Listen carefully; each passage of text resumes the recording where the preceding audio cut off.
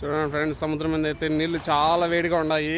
అసలు ఎండ కూడా బాగుంది. ఈ ఎండకు ఈ నీళ్ళు చలికి భలే ఉండదు. చల్లగా క్లైమేట్ అయితే చూడండి. చూడండి ఫ్రెండ్స్, అయితే ఓడలు అనమాట, నీళ్ళకి వెళ్ళేదాన్ని పడవలు అయ్యి. చూడండి ఎలాగంటుంది. కాసేపులో పడవ దగ్గర కూడా వెళ్ళి మొత్తం క్లారిటీ చూపిస్తాను. చూడండి ఫ్రెండ్స్ ఎలా ఉండదు. మొత్తం ఖర్జూర చెట్లు ఇవన్నీ.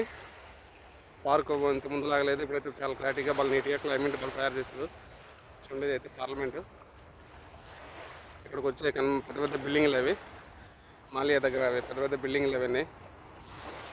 చూడండి ఫ్రెండ్స్ ఎలాగుందో కోవేట్లో. మేమైతే ఈరోజు సరదాగా బీచ్కి వచ్చాము.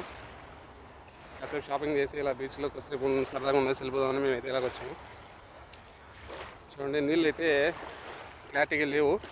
నీళ్ళు అయితే చూడండి మొత్తం పాసి, అసలు మనం స్నానం చేసేదానికి కూడా అంత క్లారిటీగా ఏం కనిపించట్లేదు. చూడండి ఫ్రెండ్స్ ఎలా అక్కడ ఎవరు వచ్చి చేపలు పడుతున్నారు, గాలాలు వేసి చేపలు పడుతున్నారు. అంటే జనాభా అయితే ఎవరు లేరు. మనం ఫ్యామిలీతో వచ్చి కొద్దిసేపు సరదాగా హ్యాపీగా ఉండాలంటే ఇక్కడ వచ్చి హ్యాపీగా ఉండొచ్చు. ఇక్కడ మామూలు టైంలో అయితే జనాభా ఉంటారు. చూడండి ఫ్రెండ్స్ ఎలాగుందో. మొత్తం సముద్రం అన్నమాట ఇది. నీళ్ళు అయితే ఈరోజు చాలా వారకు వచ్చేసాయి నీళ్ళు.